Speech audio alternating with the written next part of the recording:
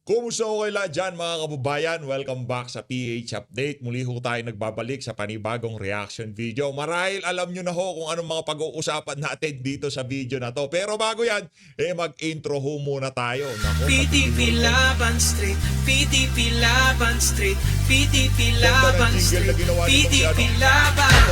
Bondo, Pato, Bongohin, Lumata, Matuleta, Lambino, Rodriguez, Salvador, Kibuloy sa Senado.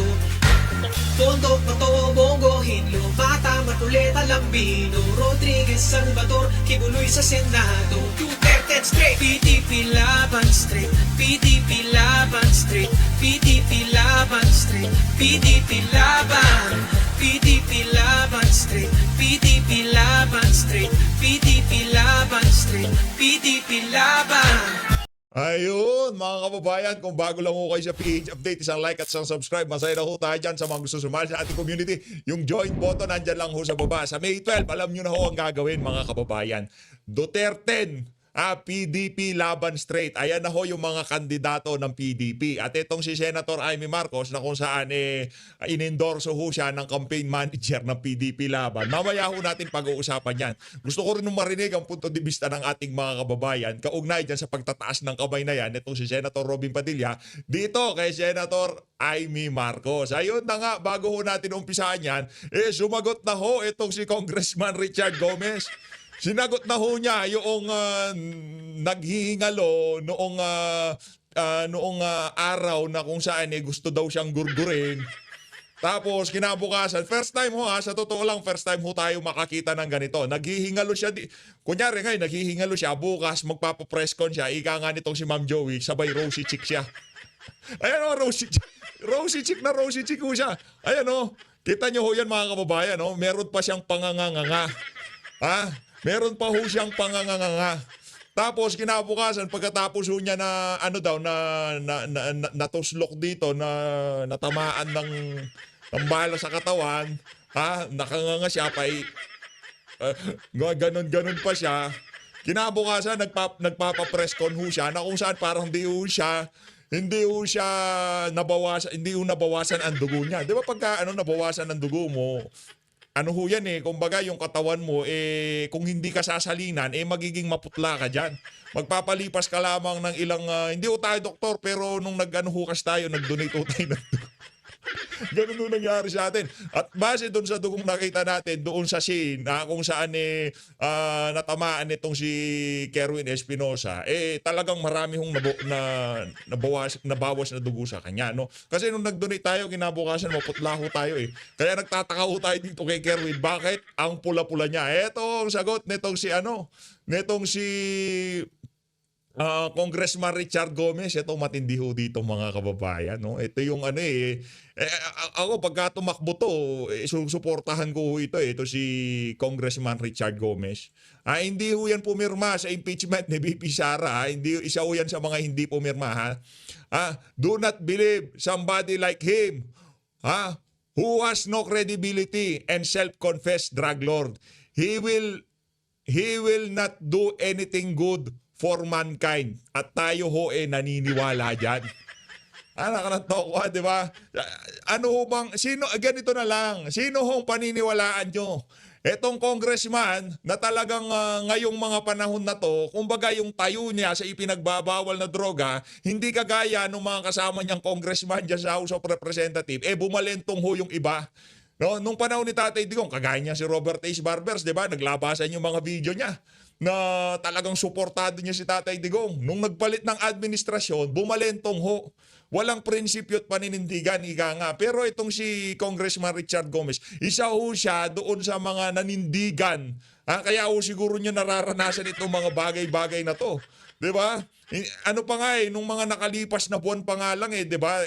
Nakakakita na ho tayo ng ibang pagtrato ng pamunuan ng House dito kay Congressman Richard Gomez. Kaya yang nangyari na yan kay Kerwin Espinosa, Kong Richard Gomez, nako, kung ako sa inyo, mag-inay-inay ho kayo, mag-ingat-ingat ho kayo.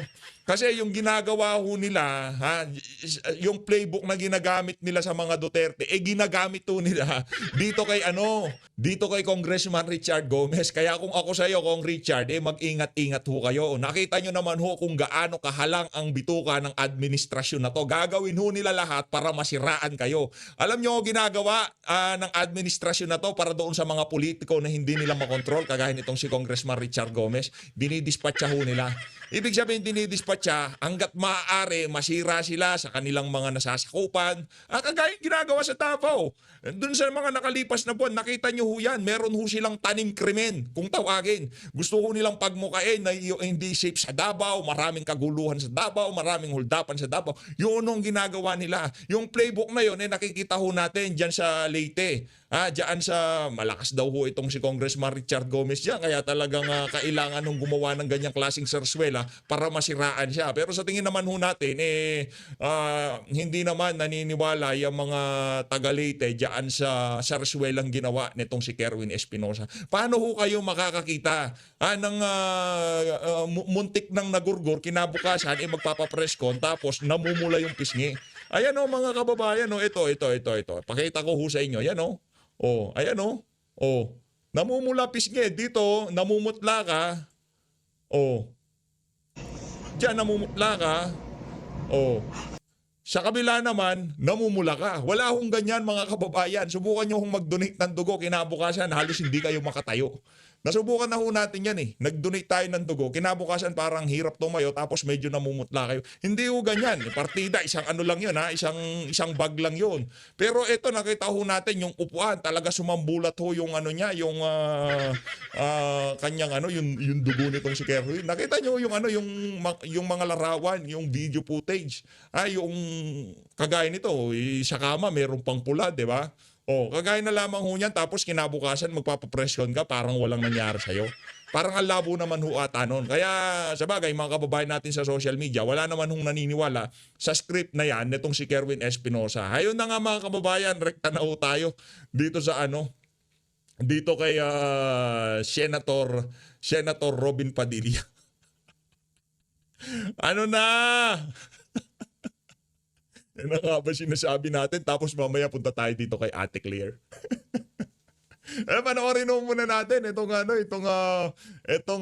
tawag dito, pag-i-endorso nitong PDP laban na campaign manager na si Senator Robin Padilla dito kay Senator Amy Marcos. Manang tapatin mo ako. Pinoy, Yan. lagi akong tapat sa iyo. Ano ang ibig mong sabihin sa Mindanao? Ang pangalan ko, ang may ibig sabihin sa Mindanao. Pangalan? Nako, Amy, Kay?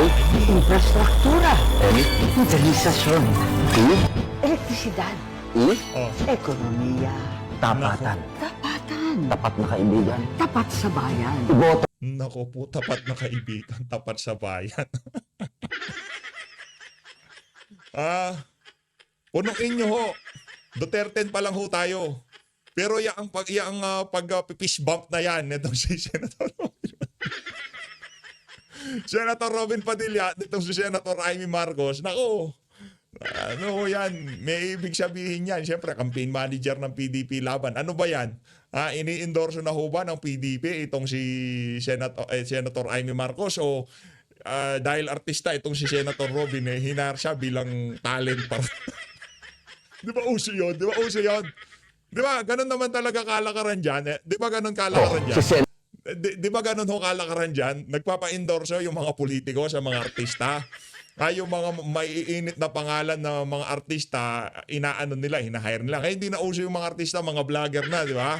Lumalapit sa mga vlogger tapos nagpapa-endorso, pinapalagay nila yung mga pangalan nila sa mga vlog nila. Ganun ho . Ano ba dito si Senator Robin Padilla? Ito tanong lang kayo, bahala ho kayo dyan. Nandyan ho ba siya bilang artista o nandyan siya bilang campaign manager?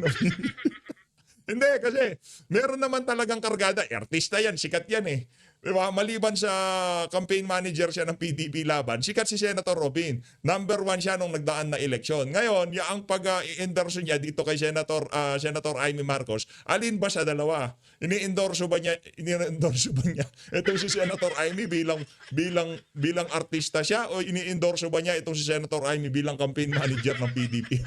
Duterte na eh. Pang-onsi ho yang si Amy Marcos pag nagkataon. Ano mangyayari? Onsihan yan, ganon. Kayo ho mga kababayan, pero tayo ho dito, diretso pa rin ho tayo. Marami pa ho tayong marami pa tayong mga kandidatong pwedeng pagpilian. Yung mga kandidato na kung saan tahasan na nilang kinundi na yaang impeachment nitong si VP Sara. Taasan na sila nagsalita na hindi sila sang-ayon diyan sa pag-impeachment nitong si VP Sara. Okay? Isa na ho dyan, yung si Norberto Gonzales. Nagsalita rin ho yan na kung saan sinasabi niya, talagang yung ginagawa dyan sa confidential fund na yan at dyan sa impeachment ni VP Sara. Hindi ho natin ini-endorso ha. Kumbaga binibigyan ko lang ho kayo ng mga option dito ng mga kandidato para pwedeng pagpilian. Yan dyan si Senator Ringo Honasan. Nandyan ho yan, dalawa na yan. Itong actor, politician, Senator Robin Padilla. meron ho kasing dalawang sombrero at maraming sombrero. Anits ba sa dalawa ang suot-suot niya habang itinataas niya ang kamay nitong si Amy Marcos? Pero nasa sa inyo yan ha. Basta priority natin yung Duterte. Priority ho natin ang Duterte. Yan ho ang habilin nitong si dating Pangulong Rodrigo Duterte. Yung ika nga nitong si Atty. Vic Rodriguez, Duterte approved and Duterte certified. Yan ang si Amy manggagamit. Siguro, Robin Padilla approved, Robin Padilla certified ho siya. Pero itong Duterte, bago ho ilipad papuntang Netherlands si Tatay Digong, ang sinertipikahan at inaprubahan etong 10 na nasa ilalim. At hindi ho binanggit ni Tatay Digong ang pangalan ni Amy Marcos. Si Senator Robin, meron hong ugnayan, may nakakausap niya yung siguro si BP Sara, si Tatay Digong, na pag-usapan tong si Senator Amy. Wala ho tayong alam dyan. Kumbaga, kung ano lang makita natin sa social media, yun lang rinirikan natin. Kaya kung may ipapaliwanag to o kung ano pa man, hinihintay ho natin yon. Pero ang sigurado ho dito, bilang artista, in-endorso nitong itong si Senator Amy Marcos. Kayo na kung bahala dyan. At dito naman ho sa bahagi ng video natin na to, lilipat na ho tayo dito kay Ate Claire. Lilipat ho tayo dito kay Aling Claire Castro. Nako, heto na ho mga kababayan. Dito ho tayo kay Claire Castro. Paano urin ho natin ito mga kababayan? Ganda ng tawa mo, madam ah. Good morning po, Yusek. Oh. Balikan ko lang po yung Yan. Dito tayo kay Ma'am Eden Santos. Ang reporter ng Net25. Sa lahat ng reporter diyan, siya lang ho ang ating pinapalakpakan. Ano na nga natin yan? Love na love natin yung reporter na yan dito sa PH Update. Ito ho siya. Di Umanoyal, Yan, Pulveron na Idol ho natin yan. Palakpakan pa ho natin ng isang beses. Yan si Ma'am Eden Santos. Ano ho yan? Malupit yan. Yan lang sa lahat ng reporter dyan sa Malacanang. Kaisa-isa ho siya katangi-tangi na merong sense pagka nagtatanong. video ni Pangulong Marcos. Sabi niyo po kanina ay naimbestigahan na yan pero biglang iimbestigahan pa ng DOJ at NBI. Nako. At napatunayan na po na ito ay fake. Doon po sa isinagawang pagsusuri from yung Indian company. Wala po bang plano ang Malacanang, especially ang Pangulong Marcos, na magpa-hair follicle test na siyang hinihingi po para matuldukan na itong issue po ng di umano'y paggamit ng ipinagbabawal na gamot ng ating Pangulo? Sino po ba ang humihingi? Ako, hindi ko hinihingi yan.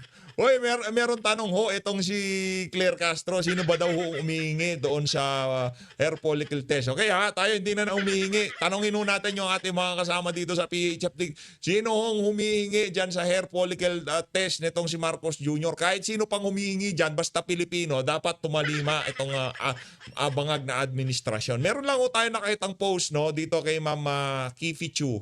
Dito kay Ma'am Kifi Chu. Ito yung si Ma'am Crisette. I-follow nyo ho ang pangalan ng kanyang FB ngayon, Kifi Chu. May question ako sa mga readers ko na Duterte supporters. Aside from Duterte, dito sa mga kandidato natin na to, yan, yung mga kandidato natin na to. Yan, Duterte kasi dyan. Nandyan na ho yung si Doc Mata. Yan, si Doc Mata. Number 42. Sino yung sino yung 2 additional na iboboto nyo sa senatorial lineup? Sino para sa mga kasama natin dito sa PH Update, para sa inyo, sino pang idadagdag nyong dalawa?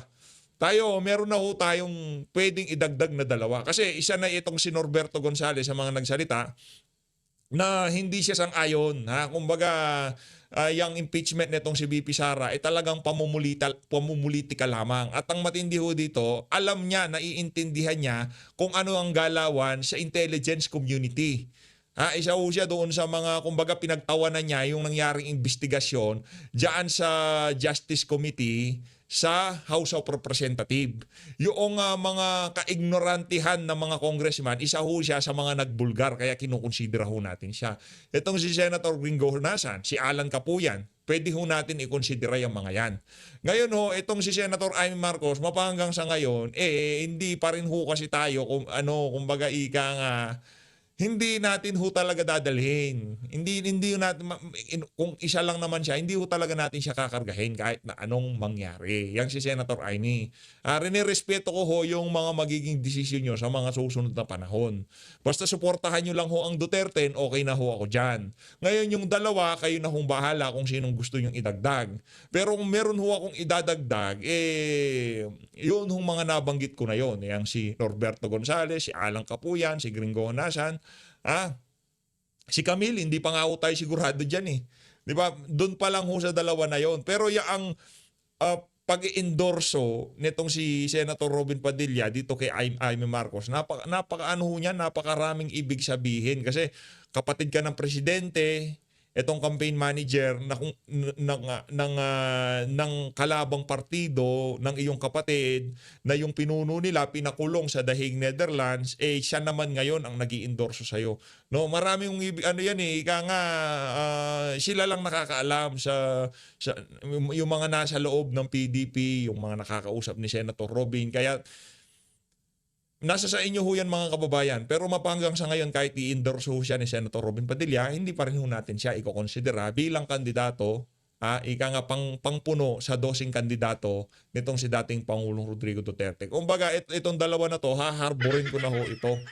Kumbaga kung sino talaga yung nilalaman ng puso nyo, yun nung ilagay. Kung gusto nyo ilagay si Amy Marcos, nasa sa inyo ho yan. Ano ho ba kayo? Naantig ho ba ang inyong mga damdamin doon sa mga nagdang hearing dyan sa Foreign Affairs dyan sa komite nito si Senator Amy? Nasa sa inyo ho yan. Pero tayo ho, kapatid mo presidente, madam. Kapatid nyo hong presidente. Marami hong panawagan sa mga nakalipas na panahon at sa kasalukuyan, hindi nagbabago yung tanong ng ating mga kababayan sa kapatid mo. Kung siya ba nasa matinong katinuan. Ano nga ba naman magagawa mo kung ayaw niya magpa-hair follicle test? Okay, nandun na tayo, pero kapatid mo pa rin ang presidente. Doon sa pagkakakulong ni Tatay Digong sa iyak na sambay ng Pilipino, nakisangkot ho kayo, sumali ho kayo.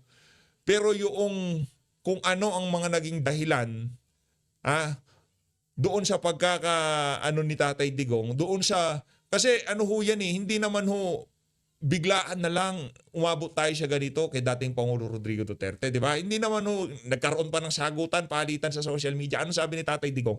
Bangag si Marcos Jr. Nagalit ang kapatid mo. Di ba? Weak leader yan si Marcos Jr. Nagalit ang kapatid mo. Di ba? Hinamon ni Tatay Digong, Luneta, magpapulburon test kami, sabay. Nagalit yang si Marcos Jr. nagalit kay Tatay Digong. Yung mga bagay ho na yon, noong panahon na talagang maraming ilinalabas si Tatay Digong about sa kapatid mo, nananahimik ho kayo. Ano kayo hindi lang ho kayo kamag-anak.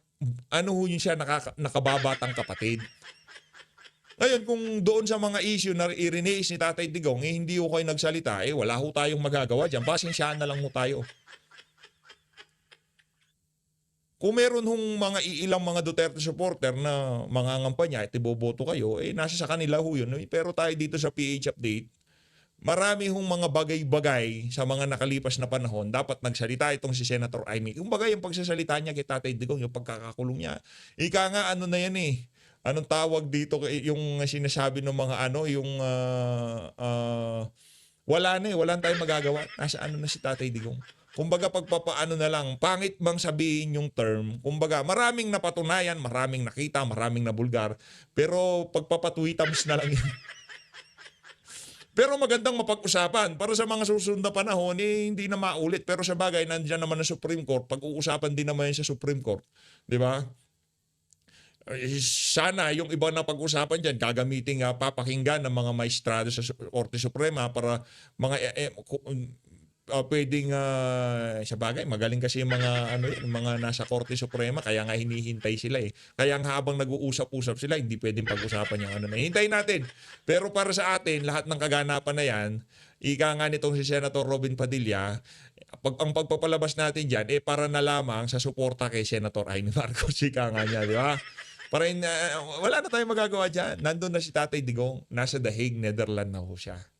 Ano na lang yan, pagpapatwitams. Nasa sa inyo ho yan. Pero pagpapatwitams niya, ang cute, ika nga nila, ang cute ng ginagawa ni Senator Amy Marcos para dito kay Tatay Digong. Pero yung kung ba tayo umabot dito sa punto na to, wala ho tayong na sabi may magre-rebat dyan, nagparinig siya, sinagsalita siya ng ganito. Pero kapatid mo, Presidente, sa gusto mo, babalik tayo doon sa punto na kapatid mo yan, kung meron kang nalalaman, sabihin mo. Hindi naman para pabagsakin ang administrasyon ng kapatid mo. Kasi ang nangyayari, sa hindi mo pagsasalita, ang nangyayari, imbis na ang kapatid mo lang, ang pamilya nyo lang, o kung sino pa man ang bumagsak o malaman ng kasambayan ng Pilipino ang katotohanan, ang buong Pilipinas kinakaladkad ng kapatid mo pababa dahil sa kanyang mga kabangagad. Doon tayo Pero ibang usapan na yan, pagka ikaw na ang naghamon na, oy bongit, magpa-hair follicle test ka na. Sobra na yan. 'Di ba? Pagka kayo na ho ang nanawagan diyan, isama mo na yung asawa mo. 'Di ba? Merong karga Kumbaga, si Tatay Digong, dating presidente, kahit na marami siyang nalalaman, dahil nga presidente kapatid mo, pinagkikibit-balikat lang ni Marcos Jr. Pero pagkakapatid niya, ikaw na ho ang humamon dyan kay Marcos Jr. na magpa-hair follicle test ka, iba ho yun ang dating sa ating mga kababayan. Doon pa lang tayo mag-uusap kung i-consider ka namin bilang senatorial candidate sa papalapit na eleksyon. Tapos na ho tayo sa mga Marcos. Ito ang lagi ko sinasabi sa inyo. Kaibigan yan, kaibigan pa siya ni VP Sara. Nandun na ho tayo. Pero tayo ho dito sa PH Update, siguro na lang to, prinsipyo, ika nga. Paninindigan ho natin na hindi na ho tayo susuporta sa alin pa mang Marcos na tatakbo sa mga susunod na panahon. Kung sakali tumakbo siya ng vice presidente, hindi pa rin ho natin siya i-considera. Tapos na ho tayo dyan. Manggagamit ho yung mga Marcos na yan. Lahat ho ng pwede nilang gagawin ho nila para maluklok sa pwesto. Hindi pa ho ba maliwanag sa sambayan ng Pilipino? Hindi naman siya kinokontra ko si Senator Robin Padilla. Hindi kasi malinaw sa akin kung saang kapasidad niya ini-endorso itong si Senator Amy Marcos bilang artista. Bilang artista siya, ini-endorso niya si Senator Amy o bilang campaign manager official ng PDP. Di ho malinaw sa atin yun. Artista, ang mga vlogger, kinukuhang endorser yan. Di ba? Ang dami nga nagpapa-endorse sa atin Di ba? Kaso lang sila yung Barangay Tanod. Papa-endorse. Nagpapa-endorse yung Barangay Tanod. Pero mga senador, wala. Lang tayo dito Kumbaga, pala desisyon, Nandiyan yan kasi dinesisyonan ko na i-endorse ko sila. Naniniwala tayo sa kakayahan nila. Duterte approve. Duterte certified, Duterte candidate. Yan ho ang ating susuportahan sa 2025 midterm election. Marami po sa ating mga kababayan ang sa social media na nagre-react dito po sa ipinapalabas na video na ito. Actually, parang na-die down na po ito before dahil nga Correct. sasabi nga na Malacanang it's a fake. Pero biglang nabuhay after po nung ginagawang investigasyon mismo ng Imbis na makabuti nga yung ginagawa nilang investigasyon na yun, lalo pa hong napasama. Sa totoo lang kung ako kay Akop, larawan na lang hindi na niya ipinli Kahit na doon sa bandang dulo, sinabi ng mga congressman, malinaw, yung video hindi totoo. Ano siya, kumbaga, minanipula o edited o kung AI o kung ano pa man, di ba? Ang malinaw ho dito, yung mga salitang binanggit ng mga congressman na kung saan sinasabi nilang hindi totoo, hindi ho yung naiintindihan ng ating mga kababayan. Yung nakita nila sa screen, yung nakita nilang sumisinghot, yun ho ang nakita nila. Yun, tayo dito sa PH Update, di ho natin pinalabas yun, sa totoo lang. Di alam ko, di ko pinalabas yun. Pero nung lumabas dyan sa House of Representatives, doon ho natin ipinalabas. Kasi record na ng House of Representatives yan Public inquiry yan Di ba? In aid of legislation. So pwede ho tayong mag-react nung ipinalabas yung video na yan. Pero doon sa pagpapalabas sa Canada o kung saan man lugar sa iba't ibang dako ng daigdig, alam ko natin, di ho natin nagawa ng reaction video yan. Kasi ano rin yan mahirap na baka madawit pa tayo sa problema.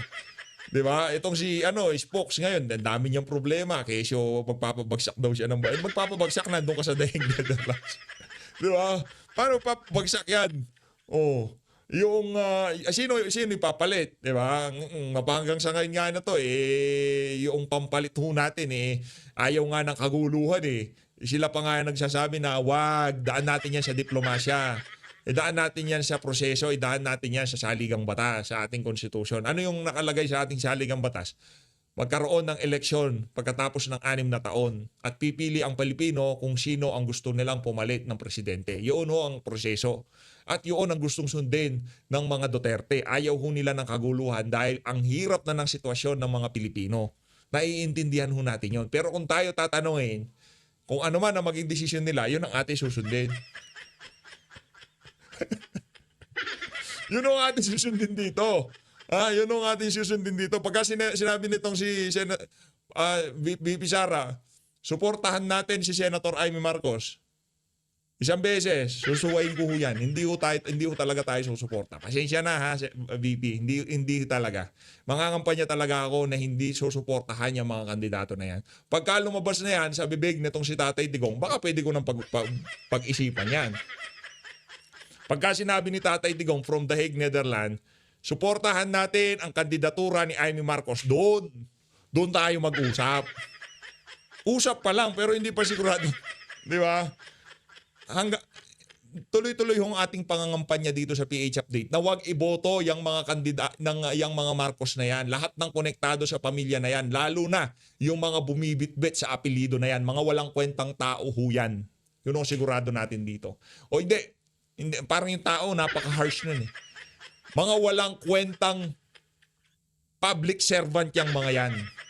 Tao kasi parang, meron naman siguro kwentang tao kasi meron naman mga kaibigan, nagmamahal sa mga yan, merong natulungan, personal capacity, di ba? Meron naman siguro. Pero bilang isang leader ng ating bansa, napaka-walang kwenta ho ng mga tao na yan. Bilang leader, bilang leader, lalo na yung si Amy Marcos. Nako, bahala kayo, basta ako, hindi ko susuportahan yan.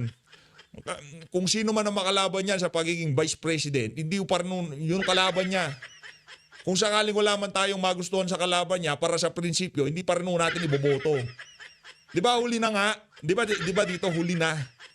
Kasi pagka binigyan pa natin ng isa, baka sa susunod, yung si Sandro, mambudol na naman yan, di ba? O baka makalusot na naman yan. Hindi ko kasi tayo pwedeng magpakakampante na okay, ibigay na natin tong isa na to dito sa ali na to. Hindi nga niya masabihan ng kapatid niya Di ba?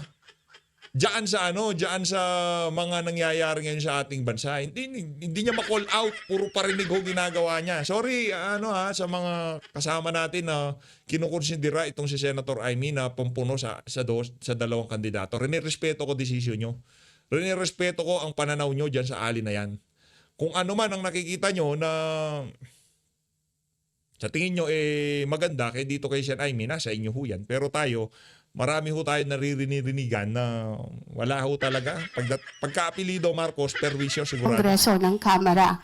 Kaya po muling lumabas itong video na ito. And sabi nga po nung vlogger na si Miss Pebbles Cunanan ay si Attorney Harry Roque, yung mastermind nitong video.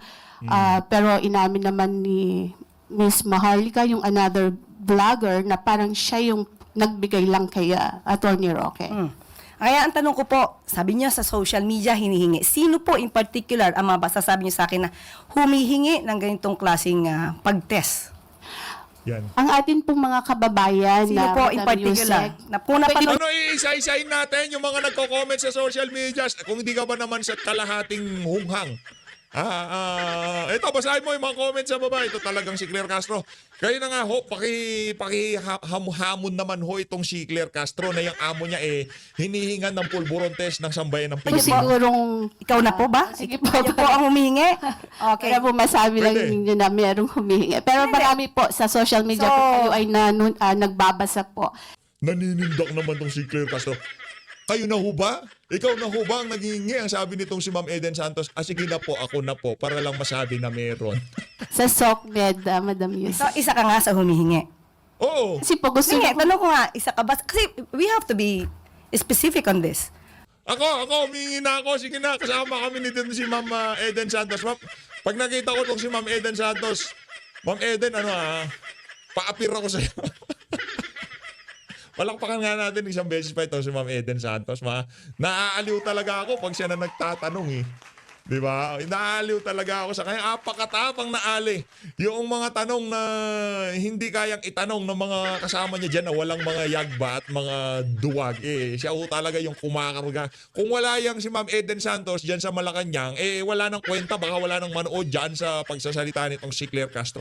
Kaya mag-ingat ka, Claire. Huwag mong kakantiin yung namin. Yung baby girl namin dyan. Yan si Ma'am Eden Santos. Palakpakan natin si baby girl, Ma'am Eden Santos. Isa ka ba sa humihingi? ang mga kababayan po natin. So, isa ka sa humihingi. Actually, I'm a journalist. Hindi Yes nga, naman po tanong ako ko nga. humihingi. Pero parang gusto ninyo na meron lang kayong basihan. basihan. Sino nga po? Kasi sabi niyo po kanina, ay napanood yun niya yata sa social Opo, Madam media. Sino po? Yusek, syempre kami po ay mga Pilipino rin. As a journalist, gusto po namin na hindi fake news. Yun pong aming ibabalita sa taong bayan. Okay, so humihingi po. Si Nagdediman. si Attorney Vic Rodriguez, di ho ba? Okay. Matagal na rin naman yung Ayan. Ayan, nasupalpal ka. Narinig mo pangalan ni Vic Rodriguez. Nag-iba yung mo. Ang pagmumukha mo, Eden Santos, walang yaka talaga. Oo, ayan. Ay, sorry. Claire Castro. Palakpakan natin to si Ma'am Eden Santos. Vic Rodriguez. Ang tagal mong naisip yun, madam. Kahit ako di ko naisip. Si Atty. Vic pala, si Tatay Digong, nagtatanong din. Baka ipadala ka sa dahig, Yung huling nagtanong dyan sa hair follicle test na yan, pidadala sa dahig. hiling yung hair follicle test. Okay, tanong po natin.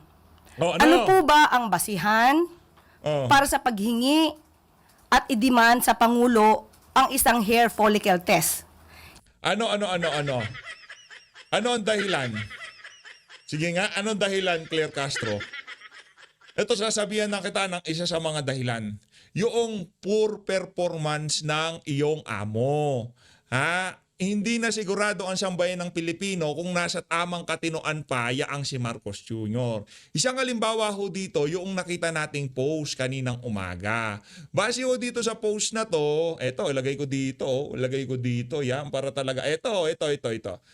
Yan. Halimbawa ito, 42% ng mga Pinoy hindi nahusayan sa pamumuno ng BBM admin.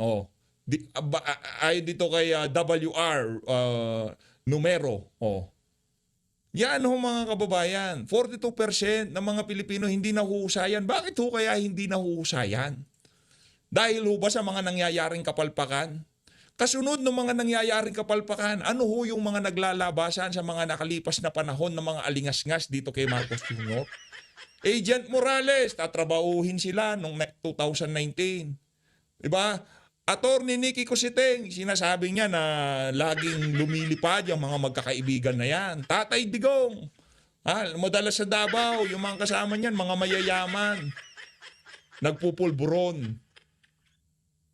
Base sa performance at base doon sa mga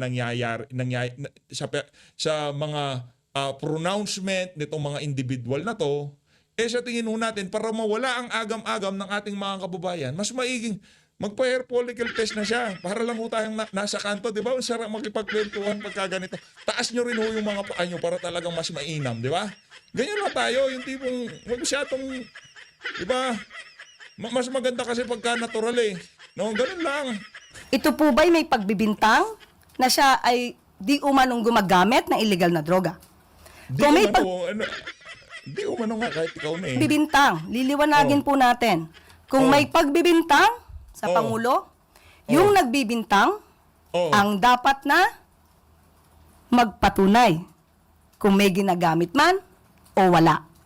Hindi po pwedeng gumawa. Iba yan. Brad, hindi kami nagbibintang. Yung body language ng presidente, yung pangiwi-ngiwi niya, yung padugo-dugo ang bibig niya dahil nasobrahan sa pulburon siguro. Kasi yung pulburon ho, hindi dapat nasobrahan dyan. Matamis yan eh. Diba, matamis yan. Baka pre-diabetic na yan si Marcos Jr. Yan, nasosobrahan siya sa pulburon, nagdudugo-dugo na yung bibig niya, diba? Halimbawa na lang ho yung mga nangyayari na yan, yung lalabas siya sa publiko, meron hong pulbos ang ilalim ng ilong niya. Ilan lamang ho yan sa mga naging basihan kung bakit nananawagan ngayon na sambahin ng Pilipino dito kay Marcos Bangag. Ng kwento, walang basihan, isang guni-guni para masira ang Pangulo, Nako. at walang Madam, kung sinasabi niyong masisira Pangulo, hindi ho namin kailangan yung pulburonic video na yan, por Diyos por Santo. Tigilan niyo ho yung kahibangan niyo na yan. Hindi ho kailangan ng pulburonic video para sirain niyang si Marcos Jr. Yung sarili niya ho ang naninira sa kanya base sa performance niya ng pagka-presidente. Sige, wag na natin pag-usapan yung pulburonic video. Kumusta ho ang approval at trust rating ng amo nyo? Ano bang pinagbasihan ng approval at trust rating? Yung pambulburonic video? Hindi ho yun. Pinagbasihan doon yung performance ng amo nyo. Na kung saan hindi ho natutuwa yung 42% ng mga Pilipino sa performance si Marcos Jr. Hindi ho tayo anti-government dito. Hindi ho tayo anti-administration. Pinag-uusapan lang natin dito yung mga nangyayari sa social media. Wala ho tayong iniimbento dito. Lahat ho ng sinasabi natin dito dokumentado, ika nga. Meron ho tayong resibo. Kaya kung mali itong yung balita na yan, punta kayo sa balita. 'Di ba? Punta kayo sa balita. Sila nagbalita niyan, binabasa ko lang eh. Kung fake yan, di-fake niyo sa balita, hindi tayo. Kung hindi totoo yung sinasabi ni Claire Castro, di-fake niyo siya si Claire Castro, hindi tayo. basihan. Kahit saan po na kaso, kung sino yung nagbibintang, siya ang magbigay ng pruweba. Iba yan, madam. Pagka usaping panguluan, iba hong usapan yan. Diba? Ibang usapan pagka issue na ng panguluan. Ibang usapan ho yan. Pagka ang presidente, kung yung presidente napaka-blooming niya, yung tipong namumula siya parang si Kerwin Espinosa, baka sabihin ko mang fake news yan eh. Kaso itong kulay ni Marcos Jr., kulay putik na eh. 'Di ba? Parang naaagnaso yung niya, yung kutis niya, yung tipong ang dry niya. Tapos dumudugo pa yung gilagid niya, 'di ba? Yung mga bagang-bagang niya dumudugo-dugo pa.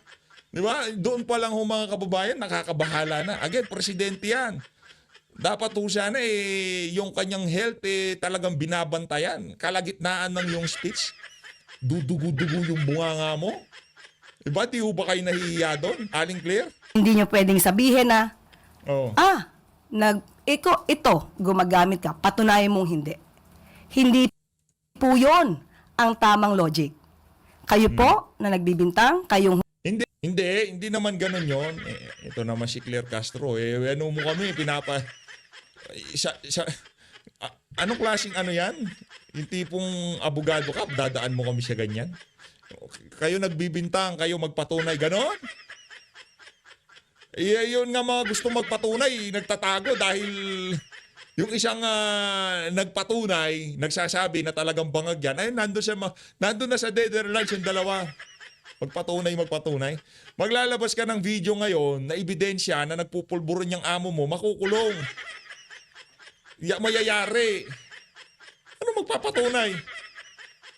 Sa tingin niyo ba, dun dyan sa ginawa niyo kay Tatay Digong, kung meron mang tao na merong hawak na ebidensya dyan sa pulburonic na yan, na si Marcos Jr., sa tingin niyo ba ilalabas pa?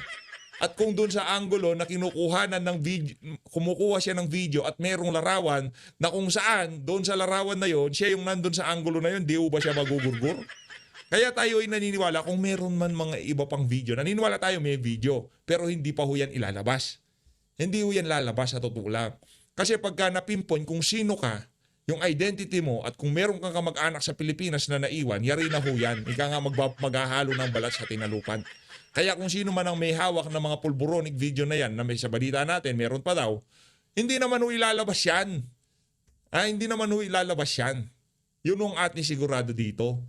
Yung lumabas na yon, lumabas eh. Tapos, kung ano-ano, kung saan-saan na napunta ngayon yung issue na yan.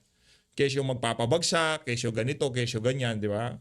Humihingi at nagdidiman sa Pangulo, kayo muna ang magpatunay na mayroon siyang ginagawang mali. Kapag wala po kayo napatunayan, Wala siyang ginagawang mali. Puro ayuda, dumudugo ang bunganga, walang direksyon ng Pilipinas, kumakalat ang ipinagbabawal na droga, napakatindi ng kriminalidad, walang ginagawang mali si Marcos Jr. As always, maraming salamat po sa pag-support sa PH Update. Mag-ingat po kayo lahat. Mahalin natin ng Pilipinas. Pambihira talaga. Pagka tinamaan ka nga naman ng pangklase ka, madam.